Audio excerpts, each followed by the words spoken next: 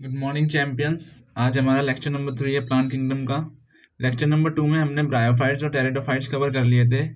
आज हम gymnosperms, angiosperms और लाइफ साइकिल्स के बारे में डिस्कस करेंगे।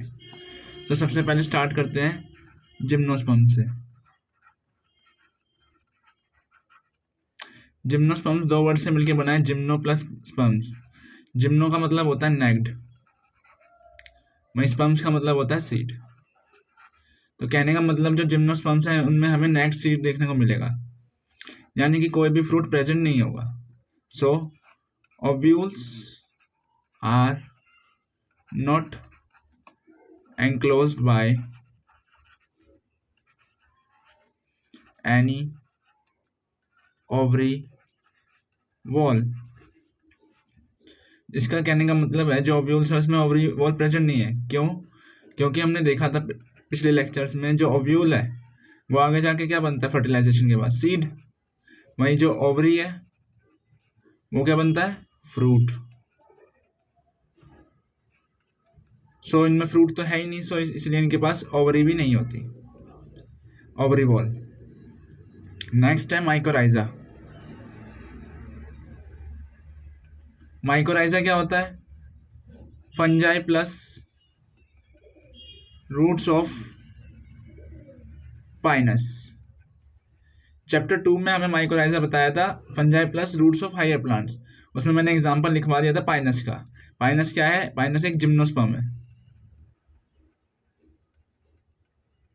ठीक है। नेक्स्ट है हमारा कोरलोइड रूट्स।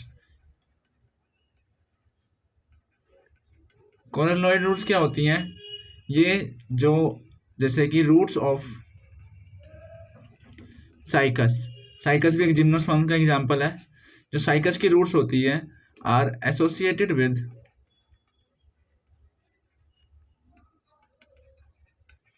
एंटोफिक्सिंग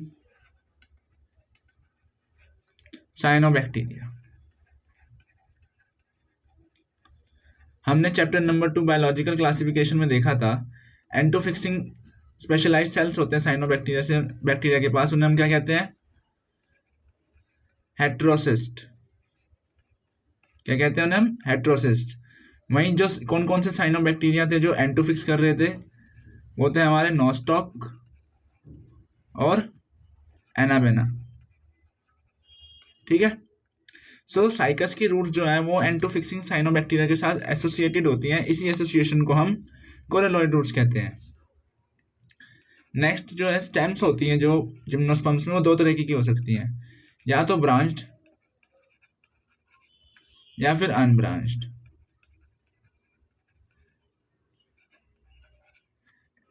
ब्रांच का एग्जांपल क्या रहेगा हमारा? ब्रांच का रहेगा पाइनस एंड सिट्रस। वहीं अगर अनब्रांच की बात की जाए उसका एग्जांपल रहेगा हमारा साइकस। ये सारे एग्जांपल एनसीईआरटी मेंशन है, ये अच्छे से लर्न होने चाहिए, पेपर में सीधा डायरेक्टली क्वेश्चन आ जाता है। नेक्स्ट है हमारा स्टेम के बाद कॉनिफर्स। कॉनिफर्स में तीन बातें याद रखनी जरूरी हैं। पहली बात, कॉनिफर्स होते क्या हैं? जो स्नो में पौधे उग रहे होते हैं जिनकी शेप कॉर्न की तरह दिखती है, ऐसे क्रिसमस ट्री की तरह पे जो पेड़ नहीं होते, वे कॉनिफर्स कहते हैं। अब ये स्नो में उगते हैं। आप सोच रहे होंगे कि अगर स्नो में उगते हैं तो इन्हें पानी की कमी तो होती नहीं होगी, स्नो भी तो एक वाटर का ही फॉर्म है, सॉलिड फॉर्म ही सही। लेकिन ऐसा नहीं है, इन्हें पानी की बहुत दिक्कत होती है क्योंकि इनके पास एब्जॉर्ब करने लायक पानी बहुत कम होता है, भले स्नो प्रेजेंट है। सो इनमें कुछ तीन मॉडिफिकेशन देखी जाती हैं, वो तीनों हमें पता होनी चाहिए। सबसे पहली, निडल लाइक लीव्स। इनमें निडल लाइक लीव्स पाई जाती हैं। Second modification, sunken stomata. Stomata जो होते हैं वो पत्तों में धसे होते हैं। वहीं जो थर्ड मॉडिफिकेशन है वो होती है हमारी थिक क्यूटिकल। जो क्यूटिकल होता है बहुत थिक प्रेजेंट होते हैं। अब इन तीनों का रोल क्या है?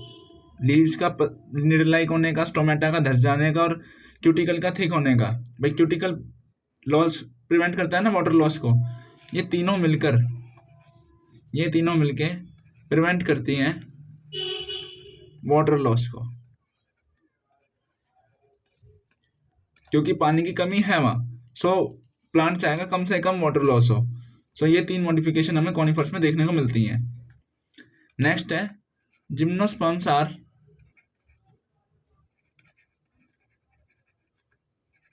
हेट्रोस्पोरस। यहाँ पे हेट्रोस्पोरी देखने को मिलेगी। हमने टेरिडोफाइट्स में भी देखी थी हेट्रोस्पोरी। हमें किस किस में देखने को मिलती थी टेरिडोफाइट्स में हेट्रोस्पोरी? सिलेजिनेला और सेल्विनिया में। इन दोनों में हमें हेट्रोस्पोरी देखने को मिली थी। और उससे क्या हुआ था? उससे सबसे पहले प्लांट्स में सीड हैबिट आनी शुरू हुई थी। सीड जैसी हरकतें, सीड नहीं आए, सीड जैसी हरकतें। लेकिन जिम्नोस्पर्म की हेट्रोस्पोरी से क्या आ गया? सीड आ गया। यहाँ पे ट्रू सीड फॉर्म होने शुरू हो गए हैं। जैसे टेरिडोफाइट्स में हमें स्ट्रोबिलाई और कॉन्स देखने को मिले थे, सिमिलरली हमें जिम्नोस्पर्म्स में भी स्ट्रोबिलाई और कॉन्स देखने को मिलते हैं, जिसमें स्पोरोफिल्स होते हैं। और स्पोरोफिल्स में हमारे स्पोर्स बनते हैं। अब हेट्रोस्पोरी है तो मेल अलग होगा, फीमेल स्ट्रोबिलाई या कौन अलग होगा। तो सबसे पहले मेल स्ट्रोबिलाई की बात करते हैं। मेल स्ट्रोबिलाई, मेल स्ट्रोबिलाई से क्या बनता है हमारा? माइक्रोस्पोरोफिल्स। माइक्रोस्पोरोफिल्स बनते हैं हमारे मेल स्ट्रोबिलाई में। और माइक्रोस्पोरोफिल्स से जाके बनता है माइक्रोस्पोरेंजिया। और माइक्रोस्पोरेंजिया में क्या मिलेंगे?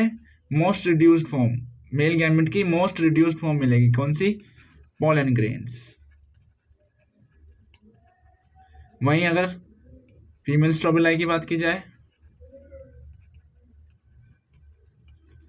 उसमें देखने को मिलेगा हमें मेगास्पोरोफिल्स। मेगास्पोरोफिल्स। और मेगास्पोरोफिल्स क्या बनाएंगे? Megasporangium, megasporangia. मेगास्पोरेंजिया को ही हम ओव्यूल कहते हैं। मेगास्पोरेंजिया को ही हम ओव्यूल कहते हैं। और फीमेल स्ट्रोबिलाई और मेल स्ट्रोबिलाई को ही हम हेट्रोस्पोरस कहते हैं। यानी दो तरीके के स्पोर्स मिले हमें, मेल अलग और फीमेल अलग। नेक्स्ट है हमारा जो मोनेशियस प्लांट्स बता रखे हैं और डायशियस प्लांट्स है एनसीईआरटी में। सबसे पहले मोनेशियस का एग्जांपल देख लेते हैं। मोनेशियस कौन से होते हैं? जिसमें सेम प्लांट में मेल भी ग्रो कर रहा है और फीमेल भी ग्रो कर रहा है। मोनेशियस प्लांट का एग्जांपल हो गया हमारा पाइनस, यानी मेल और फीमेल सेम ट्री पे प्रेजेंट है। वहीं डायशियस की बात करें, डायशियस वो प्लांट्स होते हैं जिसमें मेल अलग प्लांट बॉडी पे होता है और फीमेल अलग प्लांट बॉडी पे होता है। इसका एग्जाम्पल हमारा हो जाएगा साइकस। ये दो एग्जाम्पल इंपॉर्टेंट है, एनसीईआरटी में मेंशन्ड है। नेक्स्ट है हमारा, एक बार लाइफ साइकिल समझ लेते हैं किसकी? डेवलपमेंट की जिम्नोस्पर्म्स में। जो ओव्यूल होता है, ओव्यूल में हमारा होता है न्यूसेलस। न्यूसेलस से बनता है हमारा एमएमसी। यानी कि जो एमएमसी क्या होता है? Megaspore mother cell. एमएमसी होती है हमारी मेगास्पोर मदर सेल। ठीक है। सो न्यूसेलस का ही कोई एक सेल आगे जाकर एमएमसी का फॉर्मेशन करता है। फिर एमएमसी में क्या होती है? मियोसिस। मियोसिस या फिर रिडक्शनल डिवीजन, जिससे कि 4 स्पोर्स बनेंगे, 4 मेगा स्पोर्स बनेंगे। 1 2 3 4। अब इन चारों में से 3 जो स्पोर्स हैं, इन चारों में से 3 स्पोर्स जो हैं वो क्या कर जाएंगे? डीजेनरेट कर जाएंगे। क्या कर जाएंगे? डीजेनरेट। और एक स्पोर इनमें से एक स्पोर आगे जाके क्या बनाएगा? माइक्रोस्पोरेंजियम। और जो माइक्रोस्पोरेंजियम है वो आगे जाके बनाएगा हमारा क्या? फीमेल, सॉरी यहाँ पे मेगास्पोरेंजियम बनेगा, फीमेल है ना, मेगास्पोरेंजियम। यहाँ पे बनेगा मेगास्पोरेंजियम, जो कि आगे जाके बनाएगा फीमेल गैमेटोफाइट। फीमेल गैमेटोफाइट क्या होता है हमारा? 2 और मोर आर्किगोनिया। सो मेल की जो सबसे रिड्यूस्ड फॉर्म थी वो पोलन ग्रेन्स थी, और फीमेल की सबसे रिड्यूस्ड फॉर्म क्या हमारी? आर्किगोनिया। आर्किगोनिया को ही हम फीमेल सेक्स ऑर्गन कहते हैं। ठीक है। लास्ट में हम एग्जांपल्स देख लेते हैं, कौन कौन से एग्जांपल्स आते हैं हमारे जिम्नोस्पर्म्स में। सबसे पहला हमारा हो गया पाइनस, साइकस, सिट्रस, सिकोइया, ये one of the tallest tree है और ये एक जिम्नोस्पर्म है, ये 100 मीटर से भी ज़्यादा ऊंचे होते हैं। और एक हो गया हमारा सिट्रस। सो ये 5 एग्जाम्पल हमारे एनसीईआरटी में, सिट्रस तो लिखवा दिया, गिंगो। सो ये 5 एग्जाम्पल्स हमारे एनसीईआरटी में मेंशन है जिम्नोस्पर्म्स की, ये हमें अच्छे से लर्न होनी चाहिए। जिम्नोस्पर्म्स, द जिम्नोस्पर्म्स, जिम्नोस का मतलब क्या होता है नेक, स्पर्म्स का मतलब होता है हमारा seeds, are the plants in which ovules are not enclosed by any ovary wall and remain exposed. इनके पास कोई ओवरी वॉल प्रेजेंट नहीं होती, दैट इज वाई इनके पास कोई फ्रूट भी प्रेजेंट नहीं होता। Both before and after fertilization, fertilization से पहले भी और फर्टिलाइजेशन के बाद भी। The seeds that develop post fertilization, जो सीड ओव्यूल्स के, भाई फर्टिलाइजेशन के बाद ओव्यूल ने क्या बनाया, फर्टिलाइजेशन के बाद ओव्यूल ने सीड बनाया। So the seeds that develop post fertilization, यानी फर्टिलाइजेशन के बाद जो सीड डेवलप हुए हैं, आर नॉट कवर्ड, वो कवर्ड नहीं है, क्योंकि ओवरी तो प्रेजेंट ही नहीं थी, ओवरी प्रेजेंट नहीं है तो फ्रूट प्रेजेंट नहीं होगा जिसके अंदर वो कवर्ड रहते हैं, that is they are naked. Gymnosperm include medium size trees to tall trees and shrubs. One of the gymnosperm the giant redwood tree, sequoia का एक और नाम होता है common redwood tree, is the tallest tree, इसकी height 100 meter से भी ऊंची हो सकती है। The roots are generally tap roots, generally कौन सी रूट्स देखने को मिलती है हमें जिम्नोस्पर्म्स में, tap roots. Roots in some genera have fungal association, roots का एसोसिएशन फंजाई के साथ क्या होता है, माइकोराइजा, और किसमें देखने को मिलेगा हमें, पाइनस में, किसमें, पाइनस में। वहीं अगर हम साइकस की बात करें तो साइकस में हमें क्या देखने को मिलेंगे, कोरेलॉइड रूट्स। कोरेलॉइड रूट्स क्या होती हैं, जिसमें एंटोफिक्सिंग साइनोबैक्टीरिया एसोसिएटेड होते हैं रूट्स के साथ। The stems are unbranched, unbranched stem किसमें देखने को मिलती है हमें, साइकस में, वहीं ब्रांच्ड हमें पाइनस और सिट्रस में देखने को मिलती हैं।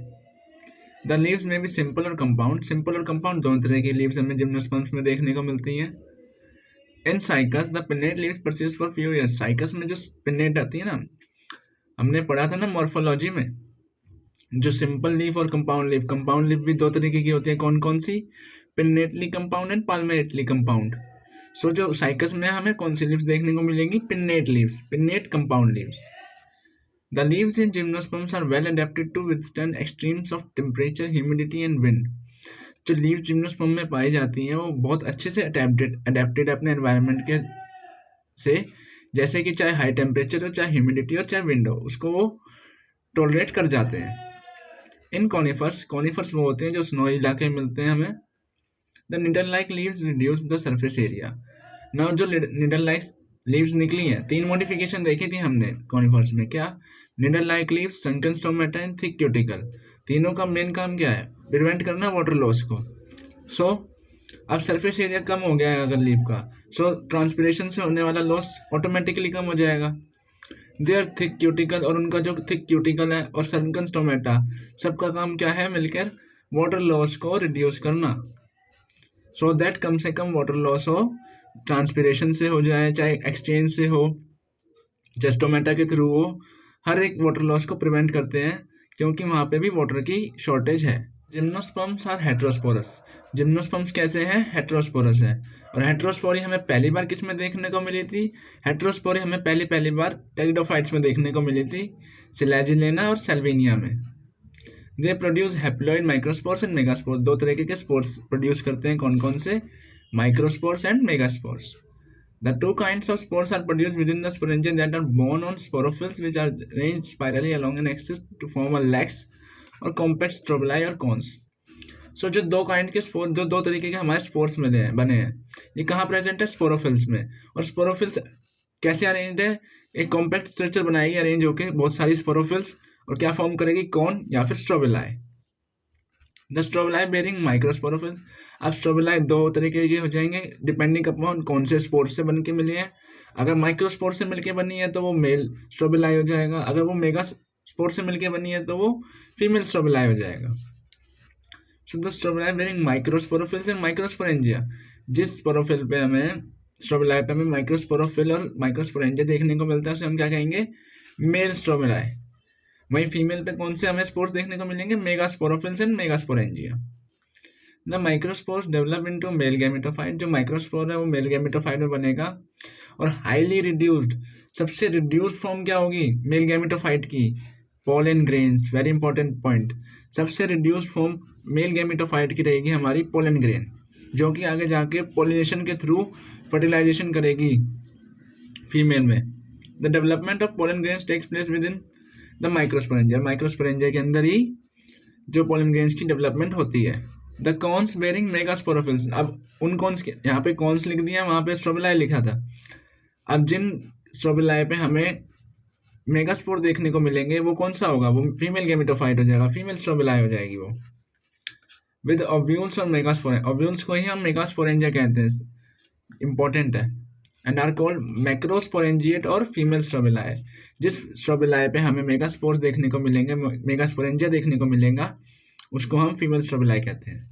The male and female cones और strobili may be borne on the same tree, यानी कि मोनिशियस, अगर मेल और फीमेल स्ट्रोबिलाई जो है वो सेम ट्री पे हो रहे हैं तो मोनिशियस हो गया। सो मोनिशियस का एग्जांपल क्या हो जाएगा हमारा, Pinus. However in Cycas male cones and megasporophylls are borne on different trees.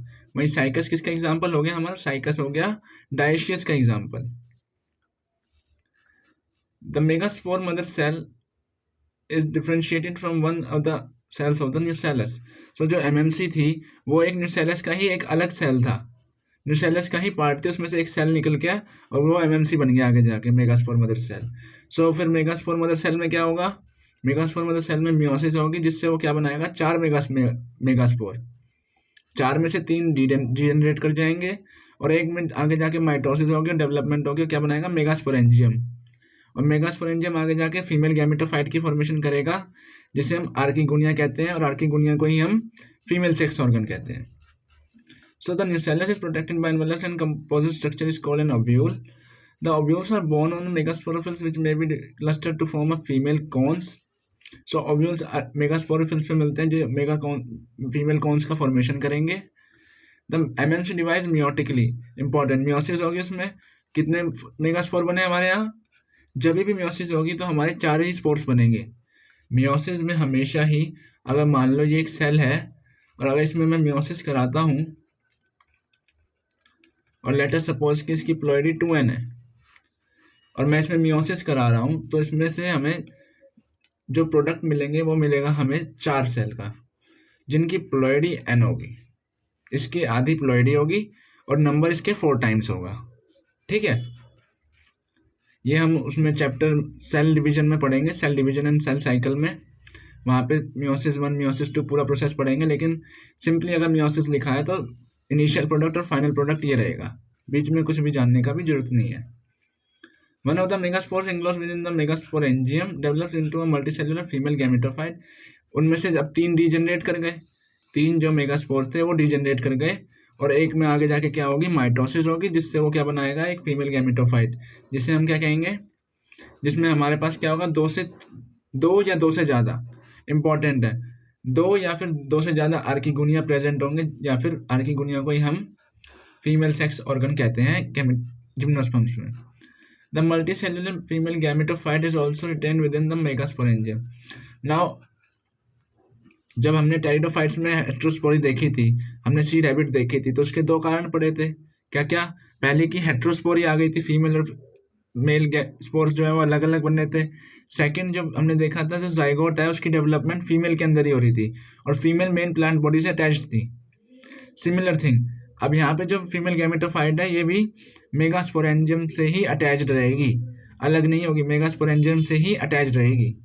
Unlike bryophytes and pteridophytes, in gymnosperms, the male and female gametophyte do not have independent free living existence. जैसे कि हमने देखा था bryophytes और pteridophytes में mail और female gametophytes independently exist कर रहे थे, पार्शली डिपेंडेंट थे या टोटली डिपेंडेंट थे, थोड़ा बहुत इंडिपेंडेंट एग्जिस्टेंस भी थी। टेरिडोफाइट्स में तो पूरी तरीके से इंडिपेंडेंट एग्जिस्टेंस आ गई थी, लेकिन हमें जिम्नोस्पर्म्स में नहीं देखने को मिलेगा मेल और फीमेल की गैमेटोफाइट की independent existence. They remain with in the sporangia, ये स्पोरेंजिया के साथ ही रहेंगे ऑन द स्पोरोफाइट्स, स्पोरोफाइट्स पे जो स्पोरेंजिया प्रेजेंट है उसी में ही रिटेन रहेंगे। The pollen grain is release from the microsporangium, अब जो पोलन ग्रेन है वो माइक्रोस्पोरेंजियम से रिलीज होंगे और they are carried by air के थ्रू, वो क्या कहाँ जाएंगे, ओव्यूल्स के पास पहुंचेंगे, ठीक है, फीमेल गैमेटोफाइट के पास, जो कि किस पे बना है, मेगास्पोरोफिल्स पे बना है। The polar tube carrying the male gametes grow towards the archegonia in the ovules. जो फीमेल, अब मान लो जैसे कि ये माइक्रोस्पोरोफिल है, मान लो ये माइक्रोस्पोरोफिल है और ये मेगास्पोरोफिल है, यानी कि सीधा सीधा कहूँ तो ये मेल है और ये फीमेल है। गलत है, ठीक है। अब यहाँ से पोलन ग्रेन्स रिलीज होंगे। देखो, मेल गैमेटोफाइट और female gametophyte main plant body से अटैच्ड है। ये जो मैंने बनाया है माइक्रोस्पोरेंजियम और मेगास्पोरेंजियम, ये मेन स्पोरोफाइट से अटैच्ड है, मेन प्लांट बॉडी से अटैच्ड है। सो अब यहाँ से पोलन ग्रेन्स निकले और वो पहुंच गए फीमेल गैमेटोफाइट, फीमेल के पास, जिसे हमने क्या कहा था, मेगास्पोरेंजियम। अब यहाँ पे ट्यूब की फॉर्मेशन होगी, यहाँ पे पोलन ट्यूब की फॉर्मेशन होगी। क्या कहेंगे इसे हम, पोलन ट्यूब। और ये कहाँ पहुंचेगी, जाके सीधा आर्किगोनिया के पास, जिसे हमने फीमेल सेक्स ऑर्गन कहा था, जो कि ओव्यूल्स में प्रेजेंट है।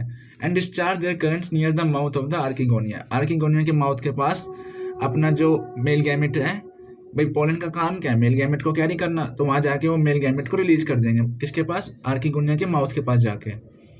और फर्टिलाइजेशन के पास जाइगोट जो डेवलप हो जाएगा वो एम्ब्रियो में, और ओव्यूल्स किसमें, सीड्स में। क्योंकि ओवरी बॉल प्रेजेंट ही नहीं है तो फिर हमें फ्रूट के कोई मतलब ही नहीं बनता यहाँ पे।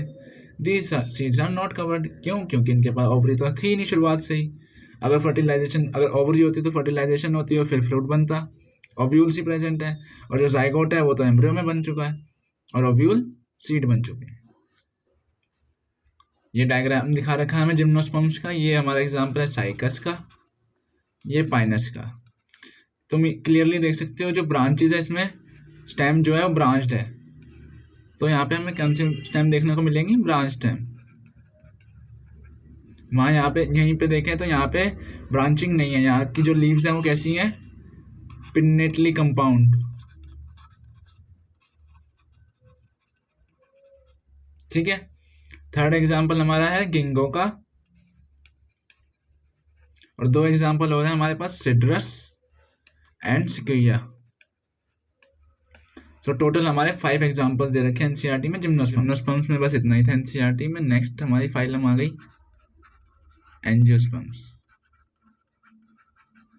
एंजियोस्पर्म्स का प्यारा नाम ज्यादा एनसीईआरटी को पसंद है, इन्हें हम कहते हैं फ्लावरिंग प्लांट्स भी।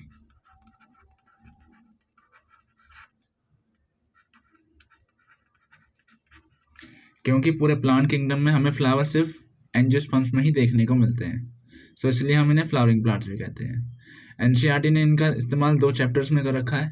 कौन कौन से, मॉर्फोलॉजी इन फ्लावरिंग प्लांट्स। सीधा सीधा नहीं लिखा कि मॉर्फोलॉजी इन एंजियोस्पर्म्स, वो कह रहे नहीं, मॉर्फोलॉजी इन फ्लावरिंग प्लांट्स। और दूसरा एनाटॉमी ऑफ फ्लावरिंग प्लांट्स। दोनों में एंजियोस्पर्म्स की जगह उन्होंने फ्लावरिंग प्लांट्स का यूज़ किया है। सो एनसीईआरटी को पसंद है फ्लावरिंग प्लांट्स का नेम, सो इन्हीं को ही हम एंजियोस्पर्म्स भी कहते हैं। पहला कैरेक्टरिस्टिक फीचर इनका क्या है, पोलन ग्रेन और जो ओव्यूल है वो स्पेशलाइज्ड स्ट्रक्चर पे बने हैं इस बार, are produced in specialized structure called flower. So pollen grains और ओव्यूल्स हमारे अब फ्लावर्स के अंदर बनना शुरू हो गए। इन्हें एक स्पेशलाइज्ड स्ट्रक्चर मिल गया जिसे हमने क्या कहा, flower. Second characteristic feature, seeds are enclosed in fruits. Gymnosperms में पहली बार सीड्स आए। ट्रू सीड्स हमें देखने को किसमें मिले, जिम्नोस्पर्म्स में। लेकिन हेट्रोस्पोरी किसमें आ गई थी, हमारे टेरिडोफाइट्स में। और एंजियोस्पर्म्स में क्या हो गया, भाई सीड्स तो है ही लेकिन सीड्स एनक्लोज्ड हैं फ्रूट्स में। फ्रूट्स भी आ गए यहाँ पे। क्यों आ गए फ्रूट्स, क्योंकि इनके पास ओव्यूल भी प्रेजेंट है और ओवरी भी प्रेजेंट है। सो फर्टिलाइजेशन के बाद ओव्यूल ने तो सीड बना लिया और ओवरी ने फ्रूट बना लिया। थर्ड, स्मॉलेस्ट एंजियोस्पर्म कौन सा है, यानी कि स्मॉलेस्ट फ्लावरिंग प्लांट कौन सा है हमारा, वॉल्फिया। वहीं लार्जेस्ट की बात की जाए, लार्जेस्ट है हमारा यूकेलिप्टस। ये 100 मीटर से भी ऊंचा हो जाता है कभी कभार। नेक्स्ट, एंजियोस्पर्म्स में हमारे पास दो क्लासेस है, मोनोकोट्स और डाइकोट्स। इनमें से ज़्यादा एडवांस कौन सी है? मोनोकोट्स। एवोल्यूशन में अगर किया जाए इन्हें, तो सबसे पहले प्लांट्स में कौन आए थे? एल्गी आए थे, उसके बाद ब्रायोफाइट्स आए, उसके बाद टेरिडोफाइट्स, फिर जिम्नोस्पर्म्स, फिर एंजियोस्पर्म्स। और एंजियोस्पर्म्स में पहले क्या आए? डाइकोट्स, और फिर आए मोनोकोट्स। तो सबसे एडवांस्ड कौन से फ्लावरिंग प्लांट्स हैं? मोनोकोट्स। सो दो क्लासेज हैं इनके पास, मोनोकोट्स एंड डाइकोट्स। इन दोनों में थोड़ा सा डिफरेंस समझ लेते हैं। मोनोकोट का मतलब क्या होता है? One cotyledon. डाइकोट में कितनी कोटिलेडन्स होती हैं? दो कोटिलेडन। मोनोकोट्स में कौन सी वेनेशन देखने को मिलती है? पैरेलल। वेनेशन क्या होती है? Arrangement of veins and veinlets in the lamina of the leaf. Morphology में पढ़ाया था। वही रेटिकुलेट वेनेशन हमें डाइकोट्स में देखने को मिलेगी। रेटिकुलेट यानी नेटवर्क जैसी, नेटवर्क से बनाएंगी। वहीं मोनोकोट्स में ट्राइमेरस फ्लावर्स देखने को मिलते हैं। Very important. जो अब हमारा एंजियोस्पर्म से रिलेट हो रहा है, ये तो हमने मॉर्फोलॉजी में भी देख लिया, समझ लिया था। अब जो फ्लावरिंग प्लांट है, तो इसमें फ्लावर्स के तौर पे क्या डिफरेंस देखने को मिलेगा मोनोकोट्स और डाइकोट्स में? तो सबसे बड़ा डिफरेंस होगा यहाँ पे ट्राइमेरस फ्लावर्स है, यानी तीन या फिर तीन के मल्टीपल में फ्लोरल वर्ल्स प्रेजेंट होगी। हमने क्लियरली पढ़ा था पार्ट्स ऑफ द फ्लावर में चार वर्ल होती हैं। कौन कौन सी? Calyx, corolla, androecium and gynoecium. ठीक है। अब जो मोनोकोट्स के फ्लावर होंगे, उसमें जो कैलिक्स, कोरोला, एंड्रोशियम, गाइनोशियम होगा, वो तीन हो सकते हैं, तीन के मल्टीपल हो सकते हैं, यानी कि 3, 6, 9 ऐसे प्रेजेंट होंगे। वहीं डाइकोट्स में टेट्रामेरस या फिर पेंटामेरस फ्लावर्स देखने को मिलेंगे, यानी कि जो इसकी वर्ल होंगी वो या तो 4 होंगी या 4 के मल्टीपल में होंगी, या फिर 5 होंगी या 5 के मल्टीपल होंगी। लेकिन मोनोकोट्स में 3 या फिर 3 की मल्टीपल होंगी। तो सबसे पहले मेल सेक्स ऑर्गन की बात करते हैं एंजियोस्पर्म्स में, फिर हम एंजियोस्पर्म्स के बारे में चर्चा करें, उसके बाद फीमेल के बारे में चर्चा करेंगे। So male sex organ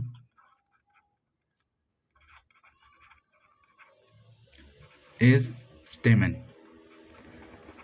angiosperms में मेल सेक्स ऑर्गन को क्या कहते हैं हम? स्टेमन। स्टेमन किस किस से मिलकर बना है? ये सब हमने मॉर्फो में पढ़ रखा है। स्टेमन दो चीजों से मिलकर बना था, क्या क्या? Filament and anther. एंथर कैसा होता है? एंथर कैसा होता है? Dithecous and bilobed. सिंपली कहने का मतलब क्या है? जो स्टेमन है वो ऐसे एक थिन फिलामेंट से बना हुआ है, जिसके टॉप पे बाइलोब्ड यानी 2 लोब में एंथर प्रेजेंट है, और हर एक लोब के पास 2 थीका है, यानी कुल कितने थीके हो गए? 4 थीके। ये एक डाइथिकस, यानी मैं एक लोब की बात कर रहा हूँ। So these are bilobed anthers and this long thin cylinder is filament। ठीक है। नेक्स्ट पॉइंट, जो एंथर्स में क्या होता है?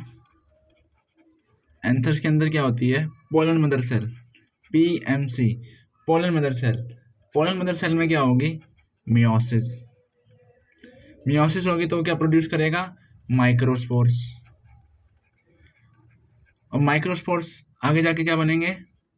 Pollen grains. अगर नेक्स्ट है हमारी female sex organ. Female sex organ is pistol. क्या है फीमेल सेक्स ऑर्गन हमारी? पिस्टल। एंजियोस्पर्म्स में पिस्टल 3 चीजों से मिलकर बनी है। किस किस से?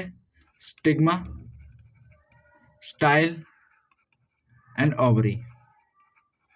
ओवरी के अंदर क्या है? ओवरी के अंदर ही ओव्यूल्स प्रेजेंट है। तो मेन हमारा पॉइंट क्या है? ओव्यूल के बारे में पढ़ना। स्टिग्मा क्या होता है? स्टिग्मा का मेन काम होता है, ये रिसेप्टिव सरफेस होता है, receptive surface for pollen grains. यानी कि स्टिग्मा के ऊपर पोलन ग्रेन्स लैंड करते हैं आके। वहीं स्टाइल का क्या काम होता है, पोलन ट्यूब की फॉर्मेशन का, पोलन ट्यूब बनाने का मेन काम होता है स्टाइल का, पोलन को गाइड करने का, उसको ओव्यूल तक ले जाने का। ठीक है, अब ओवरी में हमारे पास क्या है, ओव्यूल। ओव्यूल के पास क्या होते हैं, मेगास्पोर, मदर सेल। ये सारा प्रोसेस देख चुके हैं हम। अब थोड़ा इसमें सारा कॉम्प्लेक्सिटी आ गई, डिफरेंट पार्ट्स प्रोवाइड हो चुके हैं। अब मेगास्पोर मदर सेल में क्या होगी, एज यूजुअल क्या होती है, मियोसिस होती है। मियोसिस से क्या होगा, 4 हैप्लॉइड स्पोर्स मिलेंगे मुझे, 4 हैप्लॉइड माइक्रोस्पोर्स देखने को मिलेंगे, है ना, माइक्रोस्पोर्स, स्पोर्स बोलना ठीक नहीं है, माइक्रोस्पोर्स। इनमें से 3 डीजनरेट कर गए, एक में डिवीजन होगी, कैसी, माइटोटिक डिवीजन होगी। माइटोटिक डिवीजन होगी तो क्या आगे जाके बनाएगा, ये एम्ब्रियो सैक बनाएगा। ये अब हमारा पॉइंट ऑफ इंटरेस्ट। अब हमें एम्ब्रियो सैक के बारे में पढ़ना है। एम्ब्रियो सैक तक कैसे पहुंचे पता चल गया। सबसे पहले फ्लावर के पास क्या है, पिस्टल है। पिस्टल के अंदर 3 पार्ट देखे, stigma, style, ovary.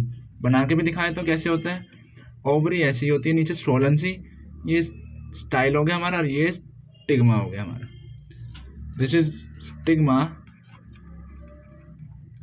This is style and this is ovary. Ovary के अंदर क्या प्रेजेंट है हमारा, ओव्यूल। अभी हम ओव्यूल के अंदर की चर्चा कर रहे हैं। एमएमसी मिली, mother megaspore mother cell. MMC की full form megaspore mother cell. ठीक है, तो एम्ब्रियो सैक बन गया हमारा। एम्ब्रियो सैक, अब हमें देखना है एम्ब्रियो सैक में क्या क्या हमें देखने को मिलेगा। सो एम्ब्रियो सैक का स्ट्रक्चर बना के दिखा देता हूँ। मान लो ये एम्ब्रियो सैक है, ये है हमारा एम्ब्रियो सैक। सबसे पहले हमें एक लाइन इसके बारे में ये पता होना चाहिए, क्या, दिस इज 7 सेल स्ट्रक्चर, यानी कि 7 सेल मिलते हैं, एंड 8 न्यूक्लिएटेड, यानी कि 8 न्यूक्लियस मिलेंगे, 7 सेल देखने को मिलेंगे एम्ब्रियो सैक में। अब कैसे देखने को मिलते हैं, यानी किसी एक सेल के पास 2 न्यूक्लियस हैं। सबसे पहले हम देखते हैं, सबसे ऊपर क्या प्रेजेंट होता है हमारा, ये होते हैं हमारे एंटीपोडल्स। क्या होते हैं, एंटीपोडल्स। कितने प्रेजेंट है, 3 सेल हो गए, 3 न्यूक्लियस हो गए, ठीक है। सबसे नीचे क्या प्रेजेंट है हमारे पास, 2 सिनर्जिड। ये क्या है हमारे सिनर्जिड्स, कितने हैं, 2 हैं। सो 5 सेल हो गए, 5 न्यूक्लियस हो गए। सेंटर में प्रेजेंट है इनके एक एग सेल, क्या बोलते हैं इसे हम, एग सेल। ये एक प्रेजेंट है, तो अब 6 सेल हो गए और 6 न्यूक्लियस हो गए। लास्ट सेल जो होता है वो सेंटर में प्रेजेंट होता है, ये होता है लास्ट सिंगल सेल, ये हमारा सेंटर में प्रेजेंट है। इसके पास होते हैं 2 न्यूक्लियस, ये होता है हमारा सेंट्रल सेल। इसके पास एक सेल होते हैं और 2 न्यूक्लियस होते हैं, इसलिए हम इसे डिप्लॉयड सेकेंडरी न्यूक्लियस कहते हैं। क्या कहते हैं इसे हम, इसे अगर सही से प्रोनाउंस किया जाए साइंटिफिकली तो it is diploid secondary nucleus. So लिखें, diploid secondary nucleus has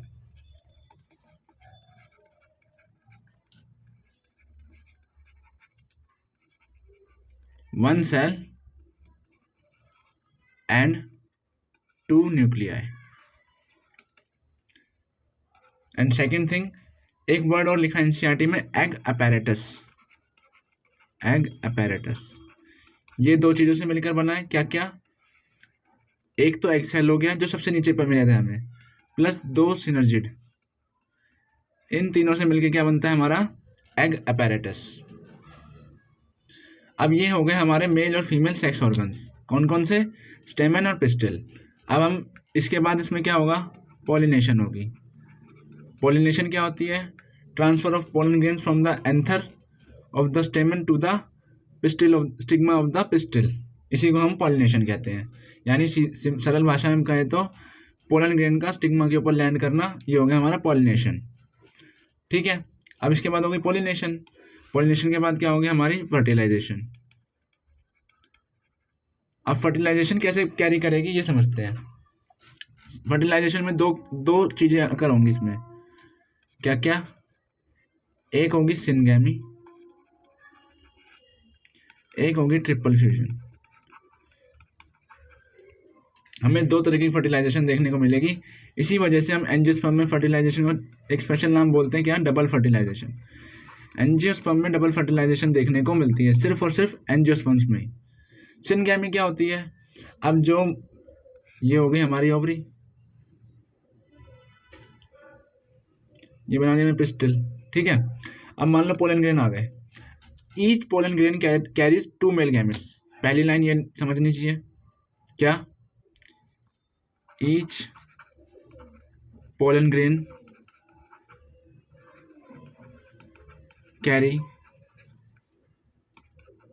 2 male gametes, यानी कि हर एक पोलन ग्रेन के पास 2 मेल गैमेट है। ठीक है, बात समझ में आ गई। सो यहाँ से स्टाइल से होता हुआ पोलन ग्रेन अंदर आ गया है एम्ब्रियो सैक में। ठीक है, अब मैं एम्ब्रियो सैक का क्लोज फिर से बना देता हूँ।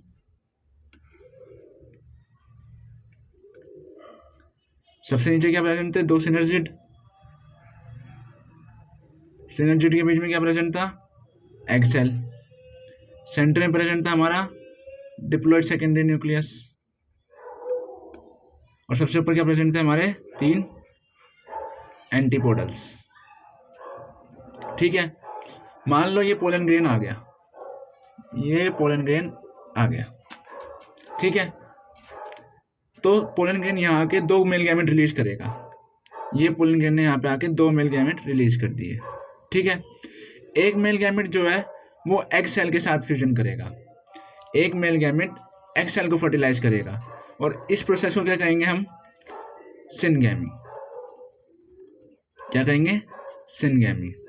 और जो दूसरा मेल गैमेट है वो सेंट्रल सेल को जाके फर्टिलाइज करेगा, और इसको क्या कहते हैं हम? Triple fusion. इस प्रोसेस को कहेंगे हम ट्रिपल फ्यूजन। सो 2 मेल गैमेट निकले, एक सिनगैमी हुई, एक ट्रिपल फ्यूजन हुई। इसी वजह से हम एंजियोस्पर्म्स में फर्टिलाइजेशन को क्या कहते हैं? Double fertilization. ये कैरेक्टरिस्टिक फीचर है एंजियोस्पर्म्स का। अब एग सेल आगे जाके क्या बनाएगा? एम्ब्रियो बनाएगा। लेकिन जो डिप्लॉयड सेकेंडरी न्यूक्लियस फर्टिलाइज हुआ है मेल गैमेट से, ये आगे जाके क्या बनाएगा? ये आगे जाके बनाएगा एंडोस्पर्म। सो ट्रिपल फ्यूजन का रिजल्ट क्या आया हमारे पास? ट्रिपल फ्यूजन से हमारे को मिला एंडोस्पर्म, जिसकी प्लॉइडी क्या रहेगी? 3n। क्यों? 2n तो पहले ही था, एक n और आगे 3n हो गई। वहीं सिनगैमी का रिजल्ट क्या मिला हमें? सिनगैमी से हमें मिल गया एम्ब्रियो। ठीक है, सो आगे जाकर फिर सीड जो है, ओव्यूल जो है वो सीड में चेंज हो जाएगा, और वहीं जो ओवरी है वो फ्रूट में चेंज हो जाएगा। From NCERT, angiosperms. Unlike the gymnosperms where the ovules are naked. Gymnosperms में हमने देखा ओव्यूल्स जो थे वो नेक्ड थे। इन एंजियोस्पर्म्स और फ्लावरिंग प्लांट्स। एंजियोस्पर्म्स कहूँ या मैं फ्लावरिंग प्लांट्स कहूँ, बात एक ही है, क्योंकि पूरे प्लांट किंगडम में फ्लावर सिर्फ एंजियोस्पर्म्स में ही देखने को मिलते हैं। The pollen grains and ovules are developed in a specialized structure, जिसे क्या कहा था हमने? Flower. In angiosperms the seeds are enclosed in fruits. वहीं अगर हम जिम्नोस्पर्म्स की बात करें, वहाँ पे सीड्स नेक्ड थे, लेकिन यहाँ पे जो सीड्स हैं वो फ्रूट के अंडर कवर्ड है। The angiosperms are an exceptionally large group. बहुत बड़ा ग्रुप है एंजियोस्पर्म्स का। Occurring in a wide range of habitats. हर हैबिटेट में देखने को मिलते हैं। They range in size from smallest. कौन सा एंजियोस्पर्म का एग्जाम्पल क्या है? वॉल्फिया। स्मॉलेस्ट एंजियोस्पर्म का एग्जाम्पल है हमारा वॉल्फिया। वहीं लार्जेस्ट की बात करें, उसका एग्जाम्पल क्या है? Eucalyptus. They provide us with food, fodder, fuel, medicine and several other commercially important products. इनकी 2 क्लासेस पढ़नी है हमें। कौन कौन सी? Dicots and monocots. ज़्यादा एडवांस कौन सी है? Monocot. The dicots are characterized by having 2 cotyledons. हमें सीड में कितने कोटिलेडन देखने को मिलेंगे? 2 cotyledons. Reticulate venation and tetramerous और पेंटामेरस फ्लावर्स देखने को मिलते हैं। वहीं मोनोकोट्स में पैरेलल वेनेशन देखने को मिलेगी, सिंगल कोटिलेडन देखने को मिलेगा और ट्राइमेरस फ्लावर्स देखने को मिलेंगे। Male sex organ in the flower is the stamen. Male sex organ क्या होता है? स्टेमन होता है। Each stamen consist of a cylinder filament. Filament कैसे? Cylindrical long axis egg with an anther at the tip. Anther कहाँ मिले थे? हमें उसके टिप में मिले थे, जो कि बायलॉब्ड थे, यानी उसमें 2 लोब प्रेजेंट थे। Within the anthers the pollen grain mother cell divide. PMC divide करती है मियोसिस से और क्या बनाती है? माइक्रोस्पोर्स बनाती है। और माइक्रोस्पोर्स मैच्योर होकर क्या बनाएंगे? Most reduced form pollen grains. The female sex organ in the flower is the pistil. Flower में फीमेल सेक्स ऑर्गन क्या है? पिस्टिल है। Pistil consist of swollen. Pistil किन चीज़ों से मिली थी? ओवरी से, स्टाइल से और स्टिग्मा से। ओवरी कैसी है? स्वोलन एंड है। स्टाइल कैसा है? लॉन्ग सिलेंडर एक्सिस है जो गाइड करती है पोलन ट्यूब्स को। वहीं स्टिग्मा जो होता है वो रिसेप्टिव सरफेस होता है पोलेंस के लिए। Inside the ovary ovules are present. Ovary के अंदर क्या मिलेगा? हमें ओव्यूल्स मिलेंगे। ईच ओव्यूल हैज एक एमएमसी प्रेजेंट होती है जो कि मियोसिस में जाएगी और 4 हैप्लॉइड स्पोर्स मेगा स्पोर्स बनाएगी। 4 हैप्लॉइड मेगा स्पोर्स बनाए, 3 डिजेनरेट कर जाएंगे, एक में माइटोसिस होगी और क्या बनाएगी? एम्ब्रियोसैक बनाएगी। अब एम्ब्रियोसैक किस किस से बना है? सबसे पहली कंडीशन ये तो याद रखनी है कि 7 सेल्ड और 8 न्यूक्लिएटेड रहेगा। फिर एग apparatus से बना है। एग apparatus किससे बना है? 1 egg cell से और 2 synergids से। 3 एंटीपोडल से बना है और 2 पोलर न्यूक्लियाई से। सो ये एक डाइकोट प्लांट दिखा रखा है हमें और एक मोनोकोट प्लांट दिखा रखा है। इसमें सबसे पहली बात वेनेशन पैरेलल देखने को मिल रही है, इसमें रेटिकुलेट देखने को मिल रही है। वहीं इसका जो फ्लावर है वो पेंटामेरस है या फिर टेट्रामेरस है। वहीं मोनोकोट्स की बात करें तो ट्राइमेरस मिलेंगे। नाउ जो पोलर न्यूक्लियाई है वो eventually fuse to produce diploid secondary nucleus. यानी जो मैंने पोलर न्यूक्लियाई दिखाए थे सेंट्रल सेल में, बाद में जाके उसमें फ्यूजन हो जाएगी और सिंगल सेल बनाएगा, लेकिन 2 न्यूक्लिएटेड होगी और इसको क्या कहेंगे हम? Diploid secondary nucleus. Diploid secondary nucleus.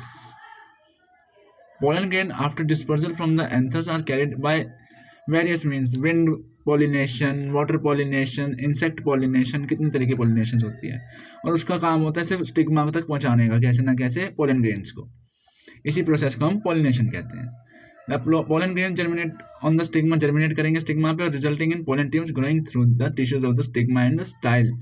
Style से होते हुए पोलन ट्यूब जो है वो ओव्यूल तक पहुंचेगी। The pollen tubes enter the embryo sac where 2 male gametes are discharge. Each pollen grain carry 2 male gametes. पहले बताया था हर पोलन ग्रेन के पास 2 मेल गैमेट है। अब उनने कहाँ जाकर रिलीज कर दिए? जाके एम्ब्रियोसैक के पास उसने दोनों मेल गैमेट्स रिलीज कर दिए हैं। One of the male gametes fuse with the egg cell. एक एग सेल के साथ फ्यूज हो गया जैसे हमने सिमगैमी का, और जाइगोट बना दिया, और जाइगोट आगे जाके क्या बना देगा? Embryo.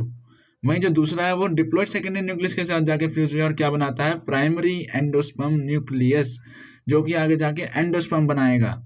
Because of the occurrence of 2 fusions, syngamy और ट्रिपल फ्यूजन देखने को मिलती है।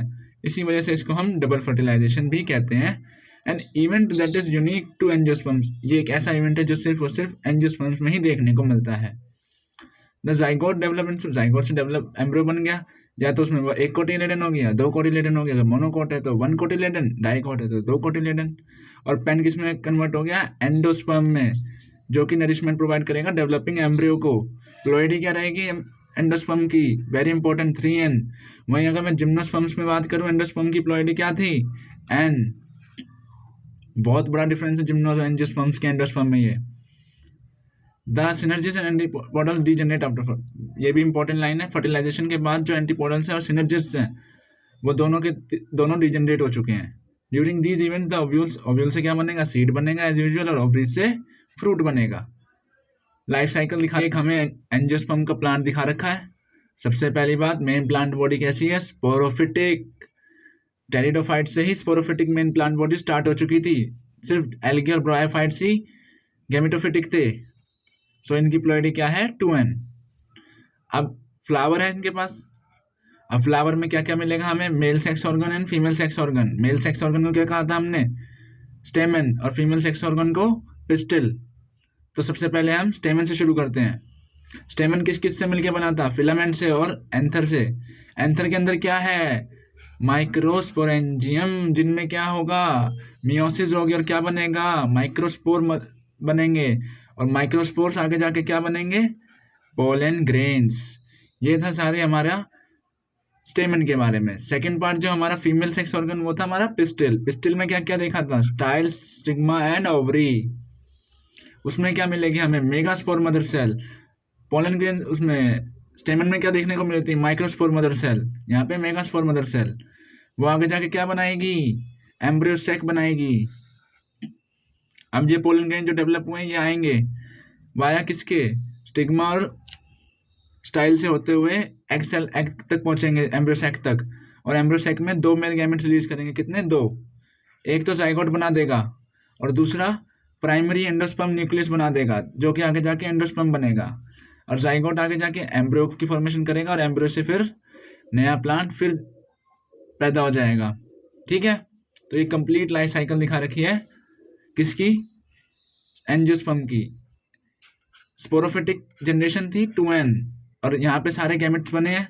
जहाँ गैमेट्स बनेंगे वहाँ स्पोरोफाइट की लाइफ साइकिल में गैमेटोफाइट फेज कब आएगा, जब गैमेट्स बनेंगे, क्योंकि गैमेट्स आर ऑलवेज हैप्लॉइड। ये लाइन मेंशन करो, दैट गैमेट्स आर ऑलवेज, चाहे वो गैमेटोफिटिक प्लांट बॉडी हो चाहे वो स्पोरोफिटिक प्लांट बॉडी हो, हमेशा ही गैमेट्स हैप्लॉइड रहेंगे। बहुत इंपॉर्टेंट लाइन है ये, क्लियर करना है इस कॉन्सेप्ट को अपने। हैप्लॉइड यूनिवर्सली, गैमेट्स जो है यूनिवर्सली हैप्लॉइड ही हैं, उनकी प्लॉइडी एन ही मिलेगी, चाहे वो स्पोरोफिटिक प्लांट बॉडी में हो चाहे वो गैमेटोफिटिक प्लांट बॉडी में हो। सो इस चैप्टर का लास्ट टॉपिक है हमारा प्लांट लाइफ साइकिल्स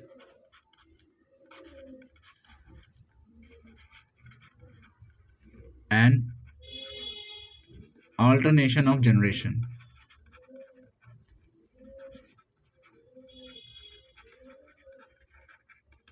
सबसे पहले इनका मीनिंग समझते हैं, कहना क्या चाहते हैं। प्लांट लाइफ साइकिल्स में हमें 3 साइकिल्स पढ़नी है, कौन कौन सी, haplontic life cycle, second life cycle पढ़नी है हमें डिप्लॉन्टिक लाइफ साइकिल, थर्ड पढ़नी है हमें हैप्लोडिप्लॉन्टिक लाइफ साइकिल। वहीं ऑल्टरनेशन ऑफ जनरेशन की हिंट हमें एनसीईआरटी ने चैप्टर नंबर 2 में दे दी थी कि हमें ऑल्टरनेशन ऑफ जनरेशन देखने को मिलती है प्लांट्स में। सो पहला क्वेश्चन आती है, क्यों देखने को मिलती है हमें ऑल्टरनेशन ऑफ जनरेशन। क्योंकि जो प्लांट्स है, प्लांट्स में जो haploid and diploid sales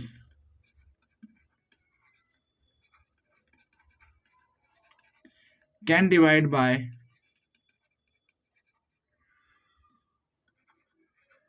mitosis, यानी कि ऑल्टरनेशन ऑफ जनरेशन हमें प्लांट्स में इसलिए देखने को मिल रही है क्योंकि इनमें हैप्लॉइड यानी जिनकी प्लॉइडी n है एंड डिप्लॉइड यानी जिनकी प्लॉइडी 2n है, दोनों के दोनों सेल्स माइटोसिस से डिवाइड कर सकते हैं। ऐसी कैपेसिटी हम एनिमल्स में नहीं है, हम में सिर्फ डिप्लॉइड सेल्स ही माइटोसिस शो कर सकते हैं, हैप्लॉइड सेल्स नहीं। So due to this particular behaviour, ये डिफरेंट बिहेवियर की वजह से हमें प्लांट्स में ऑल्टरनेशन ऑफ जनरेशन देखने को मिलती है। सेकेंड थिंग, ये ऑल्टरनेशन ऑफ जनरेशन होती क्या है, ये ऑल्टरनेशन ऑफ जनरेशन होती है alternation between gamete producing haploid gametophyte and spore producing diploid sporophyte। यानी कि ऑल्टरनेशन जो हमें देखने को मिल रही है वो गैमेटोफाइट और स्पोरोफाइट में देखने को मिल रही है। गैमेटोफाइट की प्लॉइडी क्या रहेगी, n रहेगी, स्पोरोफाइट की प्लॉइडी 2n रहेगी। गैमेटोफाइट कौन है, जो गैमेट प्रोड्यूस कर रहे हैं, स्पोरोफाइट कौन है, जो स्पोर प्रोड्यूस कर रहे हैं। सो यहाँ पे ये ऑल्टरनेशन ऑफ जनरेशन टॉपिक खत्म होता है। अब हमारा जो सेकंड टॉपिक है वो है plant life cycles, haplontic, diplontic and haplodiplontic. So पहली लाइफ साइकिल कौन सी है हमारी, हैप्लॉन्टिक लाइफ साइकिल।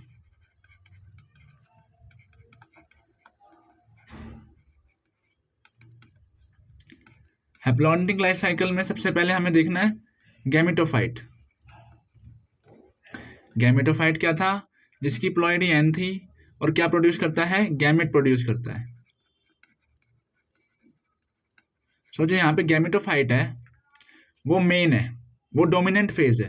मैंने पहले ही क्लियर कर दिया था, अगर कोई प्लांट बॉडी, किसी भी प्लांट बॉडी जो अगर गैमेटोफाइट है, इसका ये मतलब नहीं है कि उसमें स्पोरोफाइट नहीं है, स्पोरोफाइट भी है, लेकिन रिलेटिव पीरियड किसका ज़्यादा है, डोमिनेंट फेज कौन सा है, उसके बेसिस पे हमने इन्हें गैमेटोफाइट और स्पोरोफाइट का है।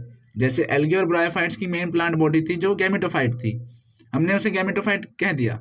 अब इसका ये मतलब नहीं है कि उसमें स्पोरोफाइट नहीं है, नहीं, स्पोरोफाइट है, लेकिन डोमिनेंट फेज जो रहेगा इनका गैमेटोफाइट रहेगा, यानी हैप्लॉइड। वहीं टेरिडोफाइट्स, जिम्नोस्पर्म और एंजियोस्पर्म्स में मेन प्लांट बॉडी क्या थी, स्पोरोफिटिक, यानी 2n। लेकिन इसका ये मतलब नहीं था कि उनमें गैमेट्स नहीं बने। अभी हमने देखा एंजियोस्पर्म्स की लाइफ साइकिल्स में भी देखा, जिम्नोस्पर्म्स की लाइफ साइकिल में भी देखा, गैमेट्स बन रहे हैं, पोलन ग्रेन्स बन रहे हैं, तो गैमेटोफिटिक जनरेशन पोलन ग्रेन्स से दिखाई थी वहाँ पे। सो स्पोरोफाइट्स में भी गैमेटोफाइट्स होते हैं, लेकिन रिलेटिव डोमिनेंस या फिर रिलेटिव पीरियड या फिर डोमिनेंट कौन है इन दोनों फेजेस में, वो उस पर डिपेंड करता है कि मेन बॉडी, प्लांट बॉडी की प्लॉइडी n कहनी है या 2n कहनी है, गैमेटोफाइट कहना है या फिर स्पोरोफाइट कहना है। सो हैप्लॉन्टिक लाइफ साइकिल जो ऑर्गेनिज्म शो करते हैं उनमें जो गैमेटोफाइट होता है वो डोमिनेंट होता है, स्पोरोफाइट से डोमिनेंट होता है, इंडिपेंडेंट होता है और फोटोसिंथेटिक होता है। अब प्लांट्स है तो फोटोसिंथेटिक तो पक्का मिलेंगे। सेकंड, अब इनके स्पोरोफाइट का क्या हाल है, ऐसा तो है नहीं स्पोरोफाइट नहीं देखने को मिलेगा, मिलेगा, लेकिन only represented by single celled zygote, क्योंकि जाइगोट की प्लॉइडी क्या थी, 2n। सो इसमें स्पोरोफाइट सिर्फ और सिर्फ जाइगोट ही शो करता है जिसकी प्लॉइडी 2n होती है, फिर उसमें मियोसिस हो जाती है, फिर हैप्लॉइड हो जाते हैं, फिर मेन प्लांट बॉडी जर्मिनेट करके नई प्लांट बॉडी बना लेते हैं, ठीक है। सो स्पोरोफाइट सिर्फ और सिर्फ जाइगोट शो करता है हैप्लॉन्टिक लाइफ साइकिल में। थर्ड, एग्जांपल्स, मोस्ट एल्गी, जितनी भी हमने देखा था एल्गी में गैमेटोफिटिक है मेन, सो सारी एल्गी आ जाएंगी, जैसे वॉलवॉक्स हो गई, कुछ स्पीशीज क्लाइमोडोमोनास की हो गई,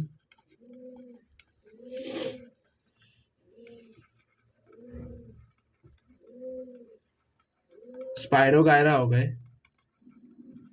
सो मेनली एल्गीज आ गए इसमें।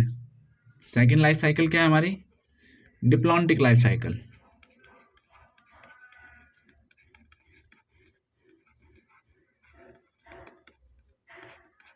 अब इसमें स्पोरोफाइट का क्या हाल है, इसमें जो स्पोरोफाइट रहेगा डिप्लॉन्टिक लाइफ साइकिल में, जो स्पोरोफाइट रहेगा वो डोमिनेंट रहेगा, इंडिपेंडेंट रहेगा और फोटोसिंथेटिक रहेगा। वहीं अगर गैमेटोफाइट की बात करें, single to few celled, single cell भी हो सकता है या फिर कुछ सेल से भी मिलकर बना हो सकता है, सेल हैप्लॉइड गैमेट्स ही गैमेटोफिटिक जनरेशन शो करते हैं डिप्लॉन्टिक लाइफ साइकिल में। एग्जाम्पल्स की बात करें, एग्जाम्पल हमारे इसमें आ जाएंगे सारे जिम्नोस्पर्म्स, एंजियोस्पर्म्स। क्यों, इनमें हमने स्पोरोफिटिक देखे थे, जिम्नोस्पर्म्स आ गए एंड एंजियोस्पर्म्स आ गए। एक एल्गा भी आती है जिसका नाम होता है फ्यूकस, ये एक्सेप्शन है, एल्गे की एक्सेप्शन है फ्यूकस, ये डिप्लॉन्टिक लाइफ साइकिल शो करती है। थर्ड लाइफ साइकिल है हमारी हैप्लो डिप्लॉन्टिक लाइफ साइकिल।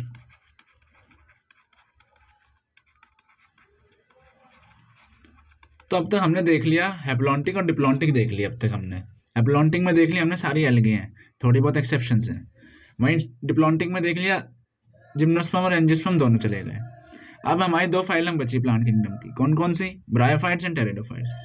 अब ये हैरान कर देने वाली बात है कि ना तो ये हैप्लॉन्टिक लाइफ साइकिल शो करते हैं ना ही डिप्लॉन्टिक, ये इन दोनों के बीच की लाइफ साइकिल शो करते हैं जिसे हमने कह दिया हैप्लो डिप्लॉन्टिक लाइफ साइकिल। तो हमें दो केस स्टडी करनी है इसमें, ब्रायोफाइट्स की अलग, टेरिडोफाइट्स की अलग। क्यों, इनकी इंटरमीडिएट लाइफ साइकिल्स हैं और डोमिनेंट फेज अलग अलग हैं। डोमिनेंट जो फेजेस हैं वो अलग अलग है। जैसे ब्रायोफाइट्स में गैमेटोफाइट जो है वो डोमिनेंट है, वहीं टेरिडोफाइट्स में स्पोरोफाइट डोमिनेंट है। तो हम इनकी अलग अलग स्टडी करेंगे। तो सबसे बड़ी बात, हैप्लोडिप्लॉन्टिक लाइफ साइकिल क्या है? Both gametophyte and sporophyte are multicellular. Haplodiplontic में गैमेटोफाइट भी मल्टीसेल्युलर मिलेगा, स्पोरोफाइट भी। सो एक साइड लिख लो ब्रायोफाइट्स, एक साइड लिख लो टेरिडोफाइट्स। ठीक है, इनमें हमें अब स्टडी करनी है। सबसे पहले इसके गैमेटोफाइट की बात करते हैं और फिर उसके बाद स्पोरोफाइट की। सो इसका गैमेटोफाइट क्या है? डोमिनेंट है। डोमिनेंट है तो इंडिपेंडेंट होगा, इंडिपेंडेंट है। इंडिपेंडेंट है तो यानी फोटोसिंथेटिक भी होगा, फोटोसिंथेटिक है। थैलोइड भी हो सकता है और इरेक्ट भी हो सकता है। ये हो गया इसका गैमेटोफाइट। वहीं स्पोरोफाइट की बात की जाए, स्पोरोफाइट कैसा है? शॉर्ट लिव्ड है, मल्टीसेल्युलर है। ये लाइन पहले ही लिखवा दी एनसीईआरटी ने कि यहाँ पे स्पोरोफाइट और गैमेटोफाइट दोनों मल्टीसेल्युलर है, टोटली और partially dependent on gametophyte. Totally भी डिपेंडेंट हो सकता है गैमेटोफाइट के। क्यों? गैमेटोफाइट फोटोसिंथेटिक है, वो अपना फूड खुद बना पा रहा है, लेकिन स्पोरोफाइट नहीं बना सकता। या फिर पार्शियली भी डिपेंडेंट हो सकता है गैमेटोफाइट पे। वहीं अगर टेरिडोफाइट्स की बात करें, इसका गैमेटोफाइट कैसा है? इसका गैमेटोफाइट जो है वो मल्टीसेल्युलर है, सेप्रोफिटिक है या फिर ऑटोट्रोफिक है। मतलब कि इसका गैमेटोफाइटिक ऑटोट्रोफिक है, यानी अपना खाना खुद बना पा रहा है। तो इसका मतलब इंडिपेंडेंट भी है, इंडिपेंडेंट, लेकिन शॉर्ट लिव्ड होता है, थोड़े समय तक ही पाया जाता है। वहीं अगर इसके स्पोरोफाइट की बात की जाए टेरिडोफाइट्स में, तो ये डोमिनेंट रहेगा। भले ही गैमेटोफाइट में भी फोटोसिंथेसिस देखने को मिल रही है, ऑटोट्रोफिक न्यूट्रिशन भी देखने को मिल रहा है, लेकिन नहीं, जो स्पोरोफिटिक है वो डोमिनेंट फेज है। यानी कि स्पोरोफाइट फेज इसका ज़्यादा समय तक रहता है एज कम्पेयर टू गैमेटोफाइट। क्योंकि यहाँ पे लिख दिया ना शॉर्ट लिव्ड है, वो कम समय के लिए प्रेजेंट है, लेकिन स्पोरोफाइट ज़्यादा समय के लिए प्रेजेंट है, इसलिए वो डोमिनेंट फेज हो चुका है। Independent, photosynthetic,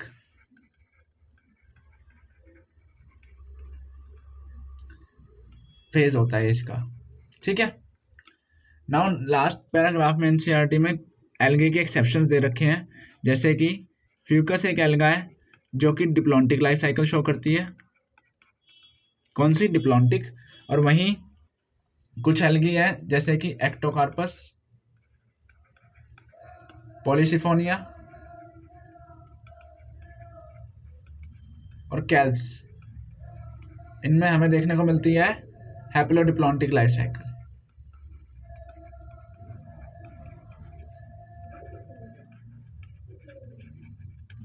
plant life cycles and alternation of generation, ये दो अलग टॉपिक है जो एक ही टॉपिक में इंक्लूड कर रखे हैं। And plants both haploid and diploid cells can divide by mitosis. सिर्फ इसी कारण की वजह से हमें ऑल्टरनेशन ऑफ जनरेशन देखने को मिलती है प्लांट्स में। हैप्लॉइड और डिप्लॉइड दोनों सेल्स माइटोसिस से डिवाइड कर सकते हैं। इसी की this ability leads to the formation of different plant bodies, जैसे कि हैप्लॉइड और diploid. The haploid plant body produces gametes. Haploid plant body में गैमेट्स कैसे बनेंगे? माइटोसिस से, क्योंकि हैप्लॉइड्स आर यूनिवर्सली, गैमेट्स जो है यूनिवर्सली हैप्लॉइड होते हैं। ये लाइन बहुत इंपॉर्टेंट है। गैमेट्स जब भी मिलेगा वो हैप्लॉइड ही मिलेगा, चाहे वो हैप्लॉइड प्लांट बॉडी का हो चाहे वो डिप्लॉइड प्लांट बॉडी का हो। हैप्लॉइड प्लांट बॉडी कैसे बनाएगी? माइटोसिस से, लेकिन डिप्लॉइड प्लांट बॉडी मियोसिस से बनाएगी। This plant body represents a gametophyte. Following fertilization, the zygote divides by mitosis to produce diploid sporophyte plant body. Haploid spores are produced by this plant body by meiosis. अब mitosis से जो gametes बने वो haploid ही बने, क्योंकि main plant body haploid है। अब gametes की फ्यूजन हुई तो उससे एक डिप्लॉइड जाइगोट बन गया। जाइगोट स्पोरोफिटिक फेज रिप्रेजेंट कर रहा है क्योंकि इसकी प्लॉइडी 2n है। सो फिर इसमें मियोसिस होगी, स्पोर्स बनेंगे। अब मियोसिस होगी तो प्लॉइडी आधी हो जाएगी, मियोसिस में प्लॉइडी आधी हो जाएगी, 2n का n हो जाएगा, यानी हैप्लॉइड फिर स्पोर्स बनेंगे और हैप्लॉइड स्पोर्स जनरेट करके दोबारा से मेन प्लांट बॉडी की फॉर्मेशन करेंगे। These in turn divide by mitosis to form haploid plant body once again. Thus, during the life cycle of any sexually reproducing plant, there is the alternation of generation between the gamete-producing haploid gametophyte and spore-producing sporophyte. यानी हर एक plant body में, चाहे मैं algae की बात करूं, चाहे मैं ब्रायोफाइट्स की, चाहे मैं टेरिडोफाइट्स की, चाहे मैं जिम्नोस्पर्म्स की, चाहे मैं एंजियोस्पर्म्स की बात करूं, सब में गैमेटोफिटिक और स्पोरोफिटिक फेजेस के बीच में ऑल्टरनेशन देखने को मिलेगी, लेकिन डिपेंडेंट अपॉन कि कौन सा फेज डोमिनेंट है और किसका टाइम पीरियड ज़्यादा है, उस बेसिस पे हम कहते हैं कि एल्गी और ब्रायोफाइट जो है वो गैमेटोफिटिक है, उनकी मेन प्लांट बॉडी गैमेटोफिटिक है, और टेरिडोफाइट, जिम्नोस्पर्म, एंजियोस्पर्म की मेन प्लांट बॉडी स्पोरोफिटिक है। सो ये हमारी लाइफ साइकिल्स हो गई। अब 3 लाइफ साइकिल पढ़नी है, हैप्लॉन्टिक, डिप्लॉन्टिक एंड हैप्लोडिप्लॉन्टिक। सबसे पहले haplontic. Sporophytic generation is only represented by one cell zygote. यहाँ पे सिर्फ जाइगोट ही स्पोरोफिटिक जनरेशन दिखाएगा क्योंकि उसकी प्लॉइडी कितनी है, 2n। There are no free living sporophytes, free living नहीं मिलेगा, डिपेंडेंट रहेगा। Meiosis in zygote result in the formation of haploid spores. फिर जाइगोट में म्योसिस होगी जिससे कि हैप्लॉइड स्पोर्स बनेंगे, और haploid spore mitotically, haploid spores में माइटोसिस होगी फिर, और वो फिर नई प्लांट बॉडी का फॉर्मेशन करेंगे जो कि गैमेटोफिटिक होगी, यानी उसकी प्लॉइडी n होगी। The dominant photosynthetic phase in such plants is free living gametophyte. Gametophyte main phase रहेगा इनका dominant. This kind of life cycle is called haplontic. इस तरह की लाइफ साइकिल को हम हैप्लॉन्टिक लाइफ साइकिल कहते हैं। कौन कौन सी एल्गा शो करती है, वॉलवॉक्स, क्लाइमोडोमोनास, स्पायरोगायरा। एक्सेप्शन थोड़ी सी है, वैसे मैक्सिमम एल्गे जो होती हैं वो हैप्लॉन्टिक लाइफ साइकिल ही शो करती है। ये डायग्राम से शो कर रखा है। मेन प्लांट बॉडी क्या है हमारी, गैमेटोफाइट, यानी उसकी प्लॉइडी n है, ठीक है सर। अब उसमें गैमेटोजेनेसिस हुई। गैमेटोजेनेसिस कैसे हुई सर, माइटोसिस से। किससे हुई सर, माइटोसिस से। अब गैमेट्स बन गए 2 तरीके के, मान लो मेल और फीमेल, उनमें फ्यूजन हो गई। फ्यूजन को किससे रिप्रेजेंट करा, सिनगैमी से। उससे क्या बना, जाइगोट। ये कौन सा फेज है, this phase is sporophytic and this phase is gametophytic. So देखने से ही पता चल रहा है रिलेटिव पीरियड किसका ज्यादा है, गैमेटोफाइट का, और इंडिपेंडेंट डोमिनेंट फेज क्या है, गैमेटोफाइट। तो ये कौन सी लाइफ साइकिल होगी, हैप्लॉन्टिक लाइफ साइकिल। फिर जाइगोट में क्या होगी, मियोसिस, जिससे क्या बनेंगे, स्पोर्स, और स्पोर्स में फिर क्या होगी, माइटोसिस, और माइटोसिस से वो क्या बनाएंगे, दोबारा एक नई plant body. Now diplontic life cycle के बारे में पढ़ते हैं। Sporophyte is the dominant photosynthetic independent phase. यहाँ पे स्पोरोफिटिक है, इंडिपेंडेंट और डोमिनेंट फेज। गैमेटोफाइट में गैमेटोफाइट था डोमिनेंट और independent phase और photosynthetic. The gametophytic phase is represented by single to few cell haploid gametes. यहाँ पे जो गैमेटोफिटिक फेज है वो कौन रिप्रेजेंट करेगा, वहाँ पे तो जाइगोट ने कर दिया, यहाँ पे कौन करेगा, यहाँ पे गैमेट्स करेंगे, क्योंकि गैमेट्स आर यूनिवर्सली हैप्लॉइड होते हैं, तो यहाँ पे गैमेट्स शो करेंगे गैमेटोफिटिक फेज। एक एक्सेप्शन दे रखा है हमारा, एल्गा का फ्यूकस जो है वो डिप्लॉन्टिक लाइफ साइकिल शो करती है, और इसके अलावा सारे gymnosperm, angiosperms diplontic life cycle show करते हैं। ये हमें डिप्लॉन्टिक लाइफ साइकिल का डायग्राम दिखा रखा है। मेन प्लांट बॉडी कैसी है हमारी, स्पोरोफिटिक, यानी 2n। उसमें मियोसिस होगी, मियोसिस होगी तो उससे क्या बनेंगे, गैमेट्स, गैमेटोफाइट बन गए, गैमेटोजेनेसिस हुई, और गैमेट्स में फिर क्या होगी, फर्टिलाइजेशन या सिनगैमी होगी, फ्यूजन होगा, फिर दोबारा जाइगोट बनेगा, और जाइगोट डिवाइड करेगा माइटोसिस से, और क्या बना लेगा, दोबारा से एक नया sporophyte. Bryophytes and pteridophytes interestingly exhibit an intermediate condition. हमने देख लिया एल्गे टोटली हैप्लॉन्टिक हो गए कुछ एक्सेप्शंस के साथ, वहीं डिप्लॉन्टिक में सारे जिम्नोस्पर्म्स और एंजियोस्पर्म्स आ गए, लेकिन जो ब्रायोफाइट्स और टेरिडोफाइट्स जो 2 फाइलम है प्लांट किंगडम की, ये इंटरमीडिएट कंडीशन शो करती है, हैप्लोडिप्लॉन्टिक कंडीशन शो करती है, जिसमें दोनों फेजेस मल्टीसेल्युलर होते हैं, लेकिन they differ in their dominant phases. Bryophytes में डोमिनेंट फेज क्या रहा था हमारा, गैमेटोफाइट, और टेरिडोफाइट्स में हमारा डोमिनेंट फेज रहा था sporophyte. A dominant independent photosynthetic thalloid और erect phase is represented by haploid gametophyte, यानी ये ब्रायोफाइट्स की बात चल रही है। It alternates with the short-lived multicellular sporophyte which is totally or partially dependent on gametophyte for its anchorage and its nutrition, क्योंकि वो photosynthetic नहीं है। All bryophytes show this pattern. ये पैटर्न कौन शो करते हैं, bryophyte. The diploid sporophyte is represented by a dominant independent photosynthetic vascular plant body, यानी ये टेरिडोफाइट्स की बात चल रही है, जो कि ऑल्टरनेट करती है मल्टी सेल्यूलर सेप्रोफिटिक, यानी सड़े गले को खाते हैं, फिर ऑटोट्रोफिक या फोटोसिंथेसिस कर लेते हैं, independent but short lived haploid gametophyte. ऐसा पैटर्न हमें इसमें देखने को मिलता है टेरिडोफाइट्स में, और इसे क्या कहते हैं हम, हैप्लोडिप्लॉन्टिक पैटर्न। ये डायग्राम दिखा रखा है हैप्लोडिप्लॉन्टिक का। यहाँ पर रिलेटिवली दोनों साइकिल्स बराबर हैं, कहीं ना कहीं देखें तो थोड़ा थोड़ा फर्क है। यहाँ पे गैमेटोफाइट हल्का सा डोमिनेंट है, यानी ये ब्रायोफाइट का दिखा दिया। स्पोरोफाइट डोमिनेंट होता तो ये टेरिडोफाइट्स का हो जाता। सो मेन प्लांट बॉडी क्या है इसमें हमारी, गैमेटोफिटिक। उसमें गैमेटोजेनेसिस हुई किससे, माइटोसिस से। यहाँ नहीं मियोसिस चल सकती, यहाँ माइटोसिस चलेगी। फिर सिनगैमी हुई, 2n जाइगोट बना, फिर एक स्पोरोफाइट बना। एप्लॉन्टिक लाइसाइगोन में तो जाइगोट में मियोसिस हो गई तो स्पोर्स बन गए थे, लेकिन नहीं, यहाँ पे स्पोरोफाइट बनेगा, ये मल्टी सेल्यूलर रहेगा।